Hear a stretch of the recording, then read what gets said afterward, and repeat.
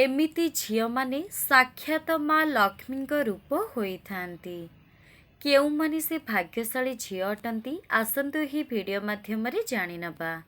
Number 1, ଯେଉଁ ସ୍ତ୍ରୀଙ୍କ ଅଙ୍ଗ କୋମଳ ତଥା ନେତ୍ର ଜଙ୍ଘ ଓ ପେଟ ହରିଣ ପରି ସମାନ ଅଟେ, ସେ ସ୍ତ୍ରୀ ଦାସୀର ଗର୍ଭରେ ଉତ୍ପନ୍ନ ହୋଇକରି ରାଜା ସମାନ ସ୍ୱାମୀ ପାଇଥାନ୍ତି।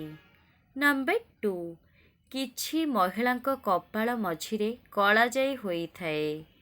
ଯଦି ଜଣେ ପୁରୁଷ ଏପରି ସ୍ତ୍ରୀ ସହିତ ବିବାହ କରନ୍ତି ତେବେ ସେହି ବ୍ୟକ୍ତି ବହୁତ ଖୁସି ଏବଂ ଧନୀ ହୋଇଯିବେ।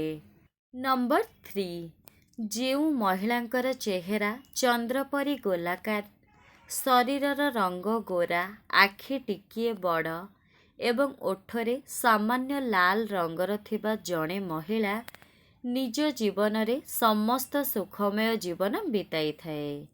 ନମ୍ବର 4, ଯେଉଁ ମହିଳା ଆଙ୍ଗୁଠି ଲମ୍ବା, ଗୋଲାକାର, ସୁନ୍ଦର ଏବଂ ପତଳା ତେଣୁ ସେ ଶୁଭ ଫଳାଫଳ ଦିଅନ୍ତି।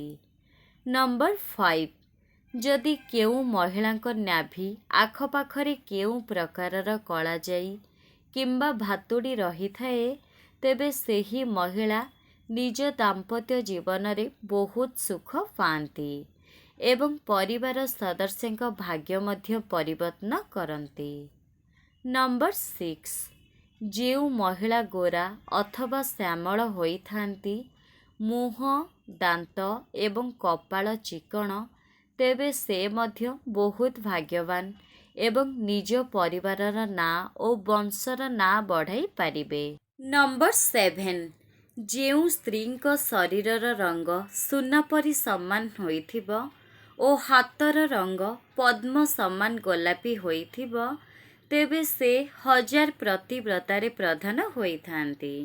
ନମ୍ବର 8, ଯଦି କେଉଁ ମହିଳାଙ୍କ ଆଖି ବହୁତ ବଡ଼ ଅର୍ଥାତ୍ ହରିଣ ପରି ତେବେ ଏହିପରି ଝିଅମାନେ ଅନେକ ଭାଗ୍ୟ ଆଣିଥାନ୍ତି।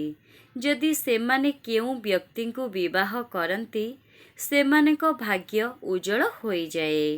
ନମ୍ବର 9, ଯେଉଁ ମହିଳାଙ୍କର ହାତର ରେଖା ନାଲି, ସ୍ୱଚ୍ଛ, ଗଭୀର, ଚିକ୍କଣ ଓ ପୂର୍ଣ୍ଣ ଏବଂ ଗୋଲାକାର, ସେ ଭାଗ୍ୟବାନ, ସେ ତାଙ୍କ ଜୀବନର ସମସ୍ତ ସୁଖ ପାଇଥାନ୍ତି।